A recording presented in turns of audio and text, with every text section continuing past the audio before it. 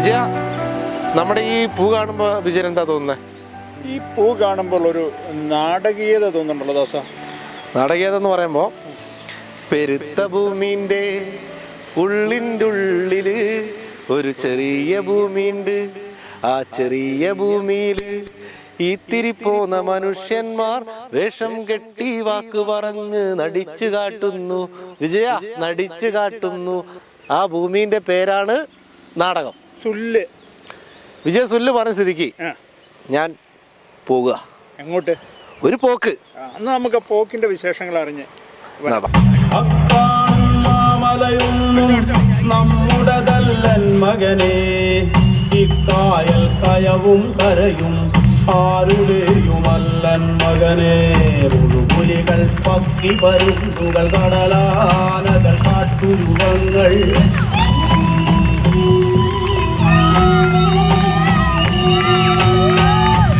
പുലികൾ പക്കി പരുന്തുകൾ കടലാനകൾ കാട്ടുരുവങ്ങൾ പലകാല പരദൈവങ്ങൾ ഉലയാടികൾ നമ്മൾ.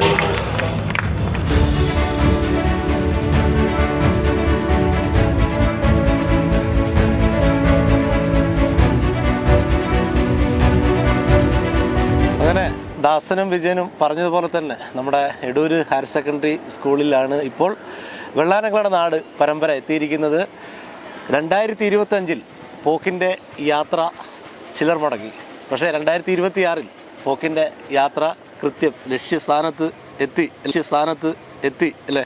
അതെ അതെ തീർച്ചയായിട്ടും. അപ്പോൾ അതിൻ്റെ വിശേഷങ്ങളാണ് അത് സംവിധായകനായ ജിനോ സാറിനോട് നമ്മൾ ചോദിച്ചറിയാൻ വേണ്ടി പോകുന്നത്. വിജയ, അപ്പോൾ സാറേ, യാത്ര മുടക്കിയവരോടുള്ള ഒരു മറുപടി, റിവഞ്ച് അല്ലേ? ഒരു മധുര പ്രതികാരം. എങ്ങനെയുണ്ടായിരുന്നു സാർ അതിനെക്കുറിച്ചുള്ള കാര്യങ്ങളൊക്കെ? അത് ഈ പറഞ്ഞ കാര്യത്തിൽ നിന്ന് തന്നെ തുടങ്ങാം. കാലത്തിനൊരു കാവ്യനീതിയുണ്ട് എന്തൊക്കെ പറഞ്ഞാലും. അത് കഴിഞ്ഞ വർഷം ഈ കുട്ടികളുടെ കണ്ണീര്, ആ പൊടിമണ്ണിൽ വീണൊരു കണ്ണീരുണ്ട് കണ്ണൂർ കലോത്സവത്തിൽ, കണ്ണൂർ ജില്ലാ കലോത്സവത്തിൽ. ആ കണ്ണീരിന് വലിയ പൊട്ടിച്ചിരികളുമായിട്ടാണ് അത് പര്യവസാനിച്ചത്. കഴിഞ്ഞ വർഷം മുതലേ മനസ്സിൽ അതിൻ്റെ ഒരു വേദനയും നീറ്റലും ഒക്കെ കൊണ്ടു നടന്ന അതേ കുട്ടികൾ അതേ നാടകം ഒരു മാറ്റങ്ങളുമില്ലാതെ വീണ്ടും അവതരിപ്പിക്കുകയും ജില്ലാതലത്തിൽ അത് മികച്ച 2 നടന്മാർക്ക്, കഴിഞ്ഞ വർഷം ഒരു നടനും നടിയുമാണ് വന്നതെങ്കിൽ ഇത്തവണ 2 മികച്ച നടന്മാരും മികച്ച നടിയും നേടിക്കൊണ്ട് മികച്ച നാടകമായി തിരഞ്ഞെടുക്കപ്പെട്ട് സംസ്ഥാന തലത്തിലേക്ക് പോവുകയും സംസ്ഥാനത്ത് വലിയ തരംഗം സൃഷ്ടിക്കുന്ന തരത്തിൽ ആ നാടകം വിജയിക്കുന്നു, എ ഗ്രേഡ് നേടുന്നു. അതോടൊപ്പം തന്നെ എൻ്റെ ഒരു കലോത്സവ ഓർമ്മകളുടെ ചരിത്രത്തിൽ ഇതുവരെ ഒരു നാടകത്തിന് തന്നെ മികച്ച നടനും നടിയും സംസ്ഥാന തലത്തിൽ കിട്ടുന്നത് അപൂർവമായൊരു സംഗതിയായിട്ടാണ് എനിക്ക് തോന്നുന്നത്. അങ്ങനെ മികച്ച നടനും നടിയും നേടി എ ഗ്രേഡോടെ നാടകം അതിൻ്റെ ഏറ്റവും വലിയ വിജയത്തിലെത്തി നിൽക്കുന്നു. വിജയ, എന്താണ് ചോദിക്കാനുള്ളത്? അങ്ങനെ ഒരു ജിനോ സാറിൻ്റെ ആ സംസാരത്തിൻ്റെ ത്രില്ലിൽ അങ്ങനെ ഇരുന്നു പോയതാണ്. കാരണം ജിനോ സാർ പറഞ്ഞിടത്ത് തന്നെ തുടങ്ങാം. കുട്ടികളുടെ കണ്ണീര് വീണ പൊടിമണ്ണ്. യഥാർത്ഥത്തിൽ ആ സ്ഥലത്ത് ഞങ്ങളും ഉണ്ടായിരുന്നു എന്നുള്ളതാണ് സത്യം. ആ കുട്ടികളുടെ, അതായത് മികച്ച നടി എന്ന അവാർഡ് നേടിയ കുട്ടിയുടെ കരച്ചിൽ അതിപ്പോഴും മനസ്സിലങ്ങനെ ഒരു തേങ്ങലായിട്ട് അവശേഷിക്കുകയാണ്. ആഘോഷം, ആ നടിയുടെ പ്രഖ്യാപനം വന്ന് അവരൊരു ആഘോഷ മൂഡിലോട്ട് എത്തുമ്പോഴാണ് നാടകത്തിൻ്റെ ഫലപ്രഖ്യാപനം വരുന്നത്. അങ്ങനെ ആ മൂഡ് അവിടെ ചേഞ്ച് ആകുകയാണ്. ഒരു കരച്ചിലിൻ്റെ ഞങ്ങൾ കണ്ടുകൊണ്ടിരിക്കുന്ന പിള്ളേരുടെ ദുഃഖങ്ങൾ ഞങ്ങൾ കണ്ടുകൊണ്ടിരിക്കുന്നത് എന്തുകൊണ്ടായിരുന്നു എന്നൊക്കെ ഞങ്ങൾ അന്നേരം കുറേ അവലോകനങ്ങൾ ചെയ്തു. പക്ഷേ ആ വീണ്ടും ഒരു കുട്ടികളെ കഴിഞ്ഞ വർഷം 2 വർഷത്തെ കാത്തിരിപ്പ് ഭയങ്കര ഒരു വേദന നിറഞ്ഞ അവഗണനയ്ക്ക് മുകളിൽ ചവിട്ടി കയറിയ ഒരു മുഹൂർത്തമായിരുന്നു. ഞാൻ അത് കഴിഞ്ഞ് പറഞ്ഞു. എൻ്റെ ചോദ്യം അങ്ങനെയല്ല. ജിനോ സാറ് നാടകത്തിൽ ഓരോ കഥകളിലേക്ക് എത്തുന്നത്, അതായത് ഇന്ന് ഈ പറഞ്ഞത് കുടിയേറ്റത്തിൻ്റെ ആ ഒരു ഭയങ്കര ഒരു കഥയാണ്. ഓരോ കഥകളിലേക്കും എത്തുന്നത്, ഒരു നാടക സൃഷ്ടിയിലേക്ക് എത്തുന്നത് എങ്ങനെയെന്ന് ചുരുക്കി നമുക്കൊന്ന് പറയാമോ? അത് ഞാൻ യഥാർത്ഥത്തിൽ നാടകം ഒരു നാടകം ചെയ്യാൻ ഒരു സ്ഥലത്തേക്ക് പോകുന്ന സമയത്ത്, സ്കൂളിലേക്കായാലും അമച്ചർ നാടകങ്ങളായാലും മറ്റ് ഏത് തരത്തിലുള്ള നാടകങ്ങളായാലും ചെയ്യാൻ പോകുന്ന സമയത്ത് ഇന്ന നാടകം ചെയ്യാൻ പോകുന്നു എന്നുള്ള ഒരു മുൻധാരണയോടെ അല്ല പലപ്പോഴും പോകാറ്. അവിടെ എത്തി ആളുകളെ കണ്ട് അഭിനേതാക്കളെ മനസ്സിലാക്കി കുറച്ച് ദിവസം അവരോടൊപ്പം ചെലവഴിച്ച് ഒരു ഗ്രൂമിങ് പ്രോസസ്സ് അല്ലെങ്കിൽ ഒരു വർക്ക്ഷോപ്പ് പോലെയൊക്കെ നടന്ന് അതിൻ്റെ ഒടുവിൽ ഞാൻ മനസ്സിലാക്കുന്നു ഇവിടെ ഏതാണ് ഏറ്റവും അനുയോജ്യമായ നാടകം, എന്ത് വിഷയമാണ് നമ്മൾ അഡ്രസ്സ് ചെയ്യേണ്ടത്, ഈ ആളുകളെ വെച്ച് നമുക്ക് രൂപപ്പെടുത്താൻ പറ്റുന്ന ഒരു എന്താണ് സങ്കേതം എന്താണ്, അല്ലെങ്കിൽ ഈ ആളുകളിലൂടെ പറയാൻ പറ്റുന്ന കഥ ഏതാണ്, സബ്ജക്റ്റ് ഏതാണ് എന്നൊക്കെ അവിടെ നിന്ന് രൂപപ്പെടുക ചെയ്യുന്നത്. യഥാർത്ഥത്തിൽ ഈ പോക്കെന്ന് പറയുന്ന നാടകവും അങ്ങനെ ഈ സ്കൂളിൽ എത്തിയതിന് ശേഷം കുട്ടികളുമായിട്ടുള്ള ഇൻട്രാക്ഷന് ഒടുവിൽ ഈ ഒരു വിഷയത്തിലേക്ക് കുട്ടികളുമായിട്ട് സംസാരിക്കുന്നുണ്ട് ഇത്തരം വിഷയങ്ങൾ. കാരണം ഏറ്റവും പ്രസക്തമായ റെലവൻ്റ് ആയ ഒരു വിഷയമാണ് നമ്മളിപ്പോൾ സംസാരിച്ചിട്ടുള്ളത് പോക്കിലൂടെ. കാരണം പുതിയ കാലത്ത് ഈ ഹയർ സെക്കൻഡറി വിദ്യാഭ്യാസം കഴിഞ്ഞാൽ ഉടനെ വിദേശ രാജ്യങ്ങളിലേക്ക് പറക്കാൻ വേണ്ടി വെമ്പൽ കൊണ്ട് നിൽക്കുകയാണ് കുട്ടികൾ. അപ്പം ആ ഒരു ട്രെൻഡ് അത് എന്തുകൊണ്ട് സംഭവിക്കുന്നു എന്നുള്ളൊരു അന്വേഷണമാണ്. അതിൻ്റെ ഭാഗമായിട്ട് കുറേ തരത്തിലുള്ള റിസർച്ചുകൾ നടത്തിയപ്പോൾ അതിനെപ്പറ്റി ഒരുപാട് പഠനങ്ങൾ വന്നിരിക്കുന്നു.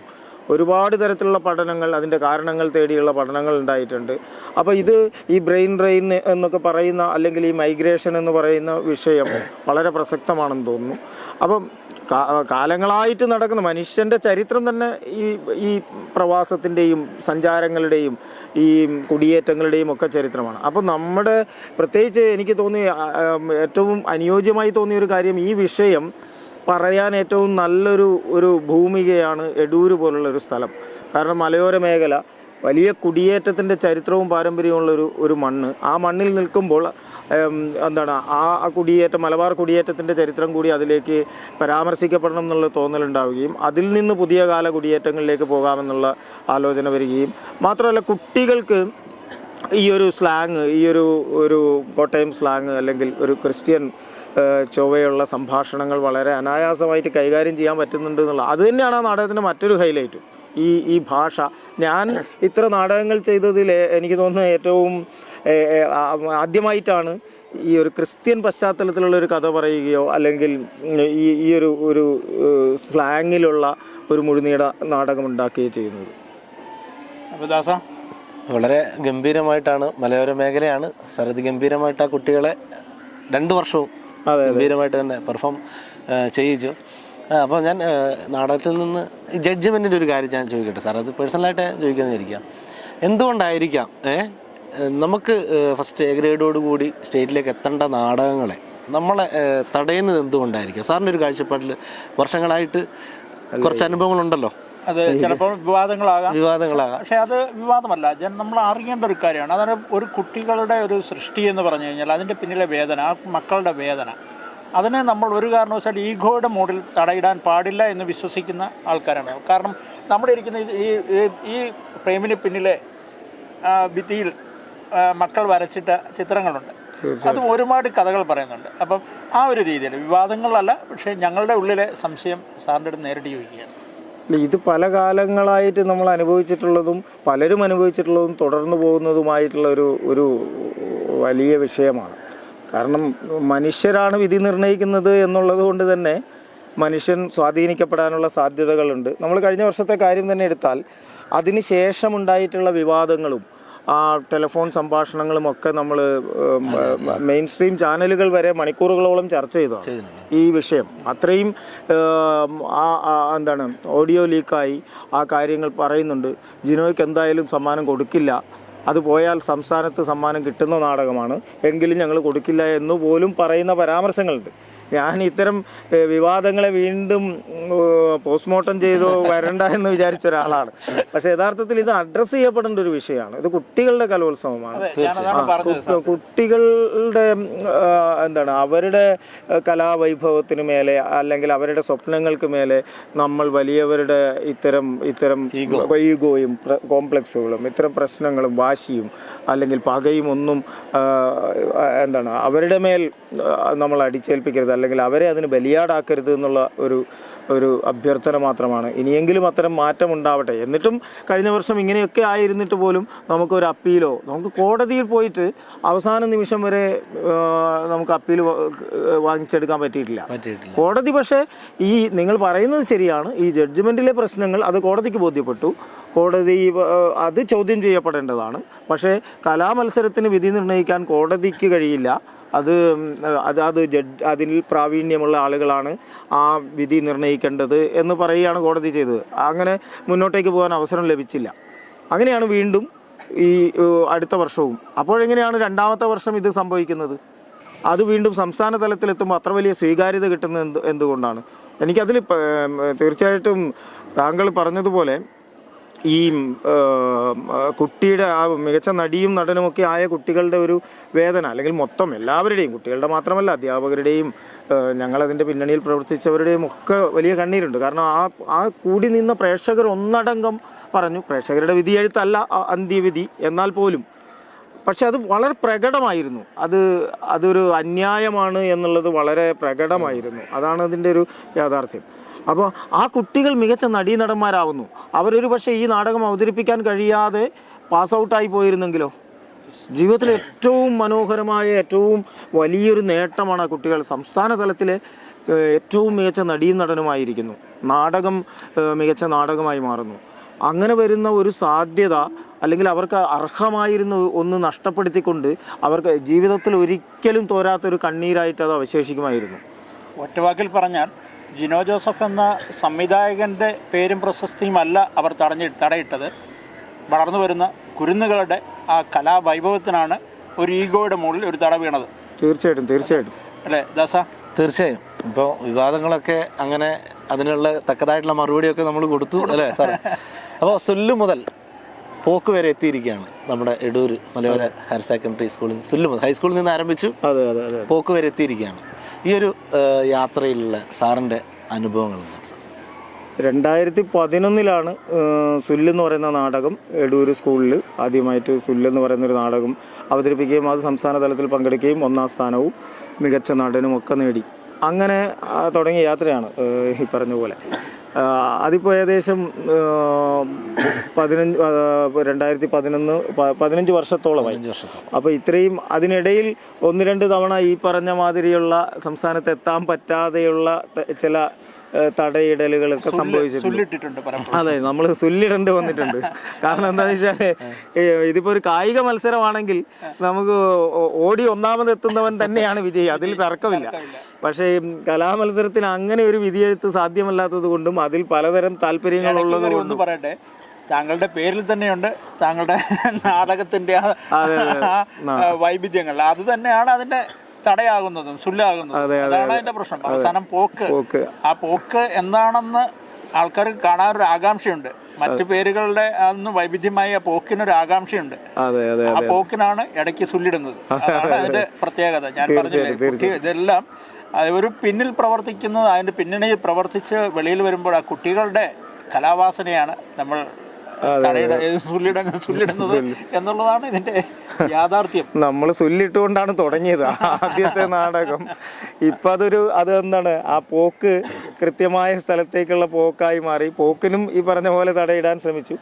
അതൊക്കെ കൃത്യമായ സ്ഥലത്തേക്ക് ലാൻഡ് ചെയ്തു. ആരൊക്കെ തടഞ്ഞു വെച്ചാലും ഈ പ്രതിഭകൾ, കുട്ടികൾ, അവരുടെ സ്വപ്നങ്ങൾ, അവരുടെ അധ്വാനം, ആത്മാർത്ഥത, അതൊക്കെ കാലം തിരിച്ചറിയിക്കും, കാലം അതിനെ അടയാളപ്പെടുത്തും എന്നുള്ള കാര്യത്തിൽ ഒരു സംശയവുമില്ല.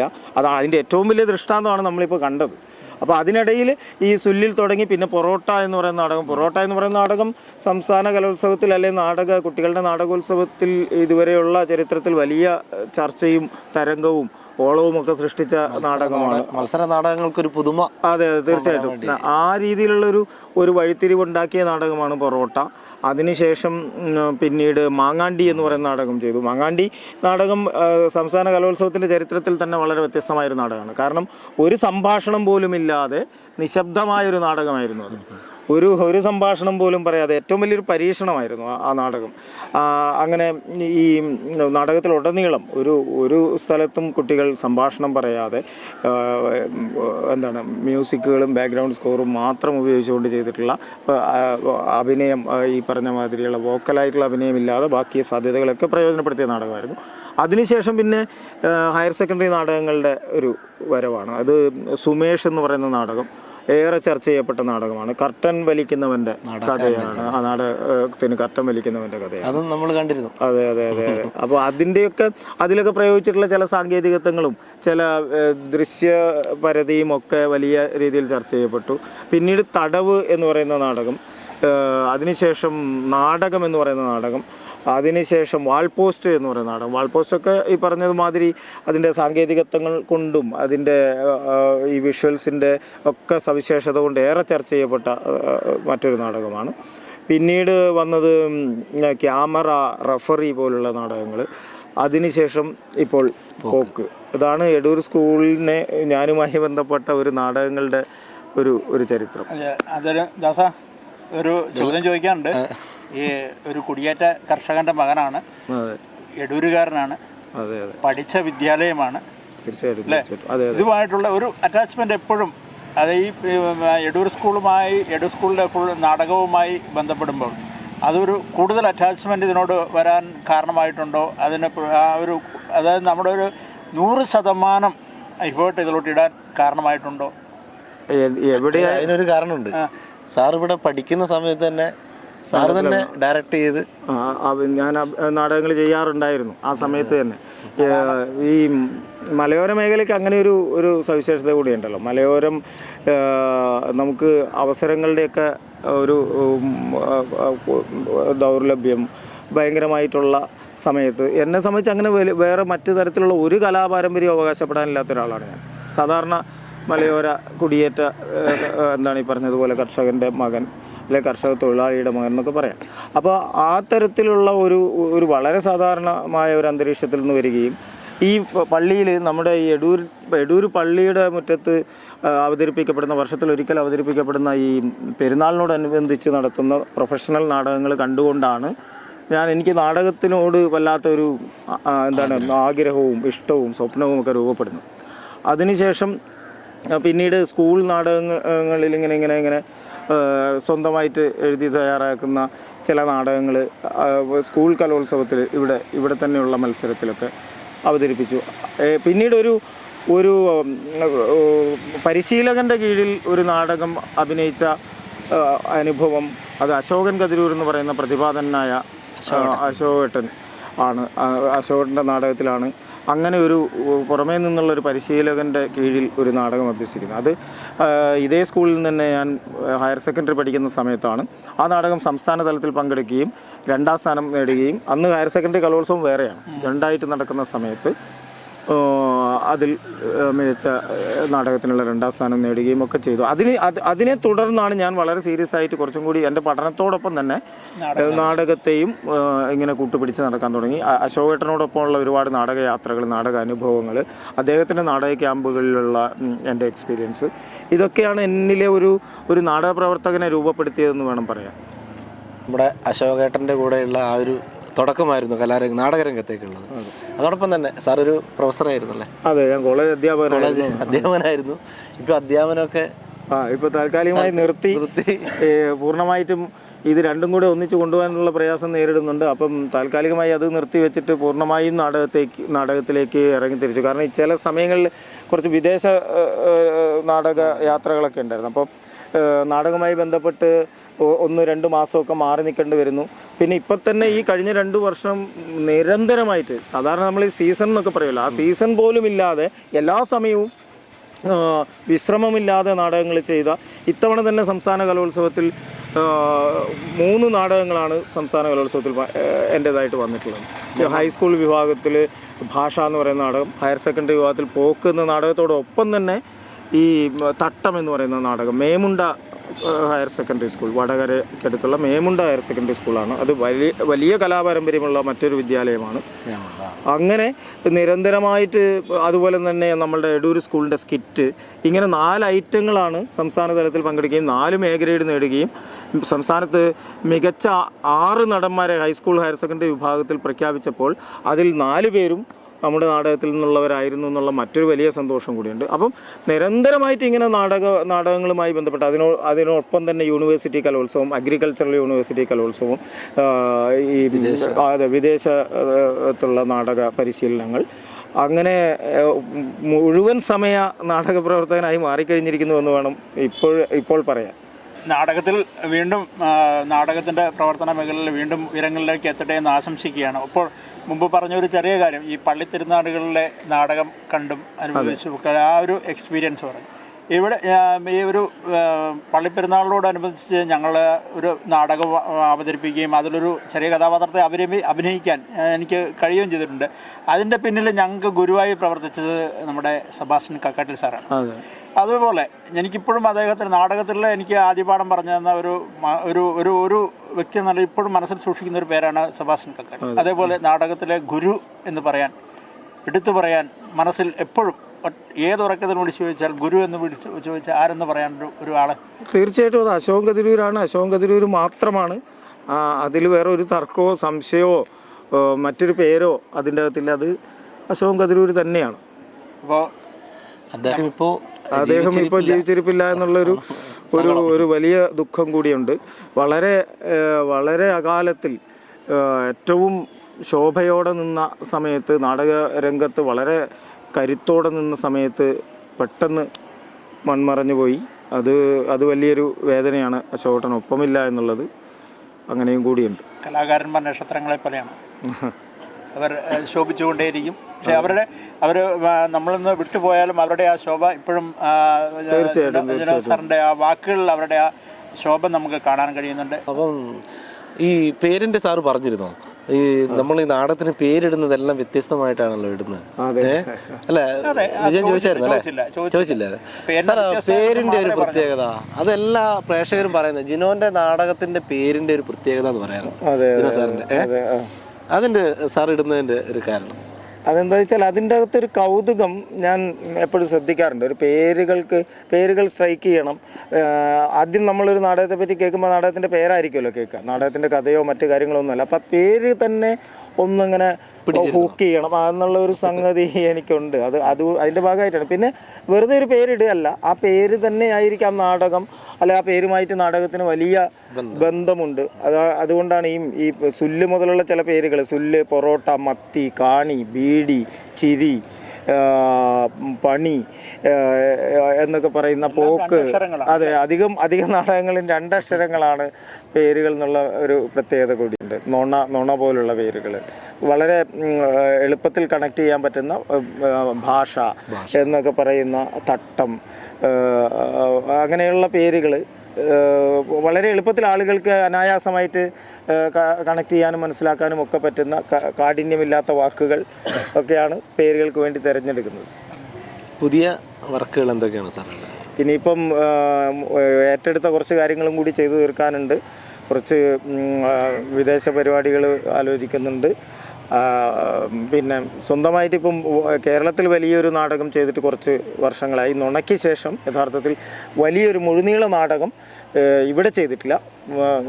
ഗൾഫിലൊക്കെ ചെയ്തിട്ടുണ്ടെങ്കിലും ഇവിടെ ചെയ്തിട്ടില്ല. അപ്പോൾ അത്തരം ഒരു നാടകത്തിൻ്റെ ആലോചനകൾ നടക്കുന്നുണ്ട്. കുറച്ച് യൂണിവേഴ്സിറ്റി കലോത്സവ പരിപാടികളും കൂടി നിൽക്കുന്നു. അപ്പോൾ അതിൻ്റെയൊക്കെ കാര്യങ്ങളുമായിട്ട് ഇപ്പോൾ എൻഗേജ്ഡാണ്. പിന്നെ ഒരു ചോദ്യം കൂടെ ചോദിക്കട്ടെ.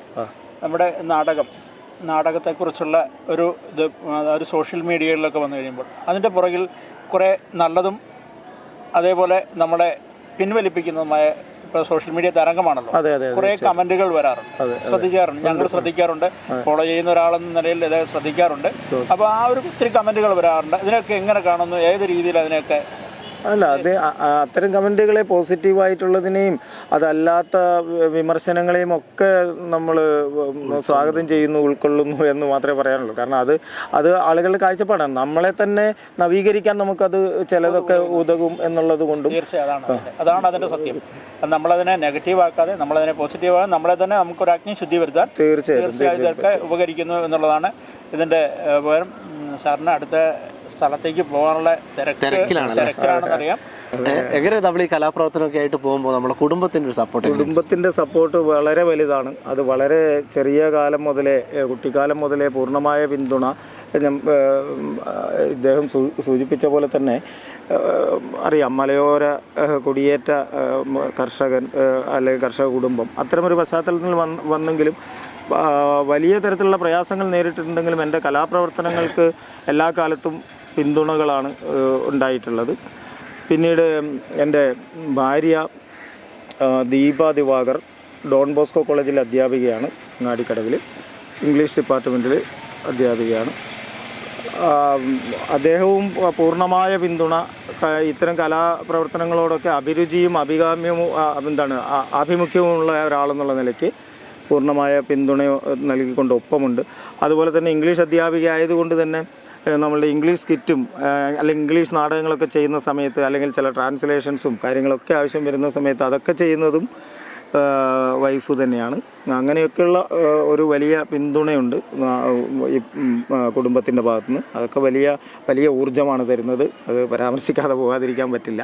പക്ഷേ എന്തൊക്കെ പറഞ്ഞാലും നാട്ടിൽ നിന്നുള്ള പിന്തുണ വളരെ വലുതാണ്. അതിനെ ഞാൻ വലിയ നന്ദിയോടെയും സ്നേഹത്തോടെയും ഓർക്കുന്നു. നാട് തീർച്ചയായിട്ടും ആളുകൾക്ക് പല കാര്യങ്ങളും പിന്നീട് എന്താ വെച്ചാൽ പലപ്പോഴും ഉയർന്നു വരുന്നൊരു ചോദ്യമാണ്, നാട് വേണ്ടത്ര അംഗീകരിച്ചിട്ടുണ്ടോ? എനിക്കതിലൊന്നും പരാതിയില്ല, പരിഭവമില്ല. ഉണ്ടെങ്കിലും ഇല്ലെങ്കിലും അത് ഞാൻ സന്തോഷവാനാണ്.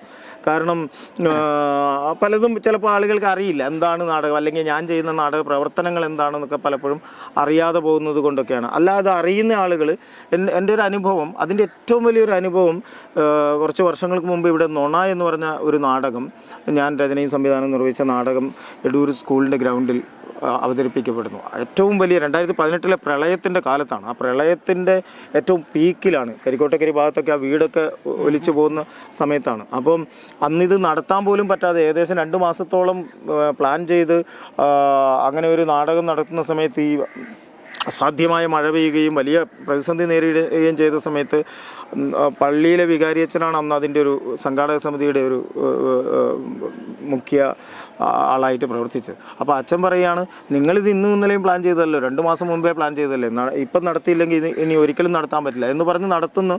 വലിയ പ്രളയമുണ്ടാവുന്നു, മഴ ഉണ്ടാവുന്ന സമയത്തും 2 ഷോകൾ, ഒരേ ദിവസം 2 ഷോകൾ, ഏകദേശം 2000-ഓളം ആളുകൾക്ക് ഇരിക്കാൻ പറ്റുന്ന ഒരു ഓഡിറ്റോറിയം പ്രത്യേകം തയ്യാറാക്കിയ ഒരു സംവിധാനത്തിനുള്ളിൽ 2 ഷോകൾ ഹൗസ്ഫുള്ളായിട്ട് അവതരിപ്പിക്കപ്പെടുന്നു. അതിനോട് എല്ലാവരും കാണിച്ചിട്ടുള്ള, അതൊരു പക്ഷേ ഞാൻ ആ നാടകവുമായി ബന്ധപ്പെട്ട അതിൻ്റെ എൻട്രി പാസുകളുമൊക്കെ ആയിട്ട് പല ആളുകളെയും സമീപിച്ച സമയത്ത് എനിക്ക് തന്നിട്ടുള്ള ഒരു ബഹുമാനം, സ്വീകാര്യത, അതെനിക്ക് ഒരിക്കലും മറക്കാൻ പറ്റില്ല.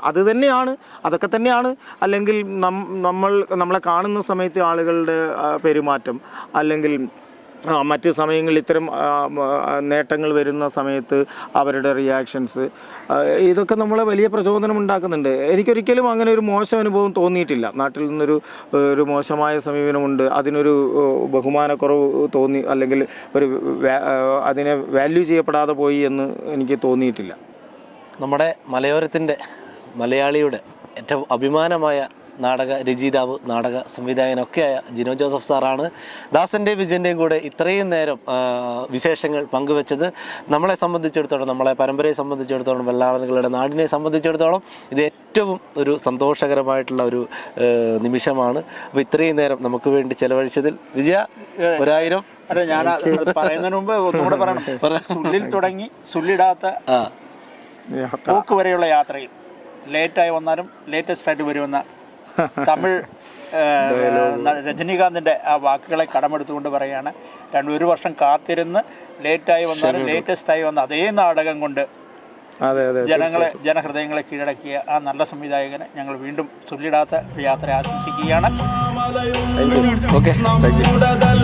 മകനെ ഇക്കായൽ കയവും കരയും ആരുടെയുമല്ലൻ മകനെ, പുലികൾ പക്കി വരുന്നുകൾ കടലാനകൾ കാട്ടുരുവങ്ങൾ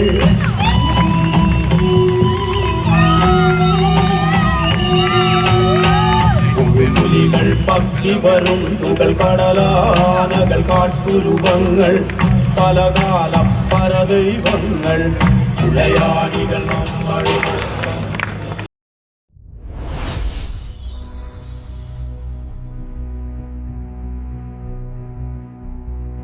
ഇമ്മാനുവൽ സിൽക്സ് ഷോറൂമുകളിൽ Christmas new year fashion jingles.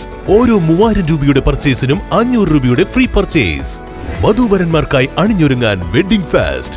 Wedding പർച്ചേസിൽ നിന്നും തിരഞ്ഞെടുക്കുന്ന ഭാഗ്യശാലിക്ക് നൽകുന്നു 100% ക്യാഷ് ബാക്ക്. ഇമ്മാനുവൽ സിൽക്സ് വിദേശ മലയാളികൾക്കായി ഒരുക്കുന്നു NRI ഫെസ്റ്റിലൂടെ നേടാം ആകർഷകമായ ഓഫറുകൾ. ക്രിസ്മസ് ന്യൂ ഇയർ ആഘോഷമാക്കാൻ പുത്തൻ സ്റ്റോക്കുകളുമായി വൈവിധ്യങ്ങളായ സാരികൾ, യൂണിഫോം സാരികൾ, ലേറ്റസ്റ്റ് ലേഡീസ് വെയർ, ന്യൂ ട്രെൻഡുകളിലുള്ള കിഡ്സ് കളക്ഷനുകൾ, ജെന്റ്സ് വെയറുകൾ തുടങ്ങിയവ ഇമ്മാനുവൽ സിൽക്സ് നിങ്ങൾക്കായി ഒരുക്കിയിരിക്കുന്നു. കൂടാതെ എക്കണോമി സെക്ഷനിൽ ബൈ 1 ഗെറ്റ് 1 ഓഫറുകളും 99 രൂപ മുതൽ 999 രൂപ വരെയുള്ള വസ്ത്രങ്ങളും. ഈ ക്രിസ്തുമസ് ന്യൂ ഇയർ ഇമ്മാനുവൽ സിൽക്സിനൊപ്പം ആഘോഷമാക്കൂ. Emmanuel Silks near city centre, Iritty, also at Kannur, Kanhangad and Pattambi.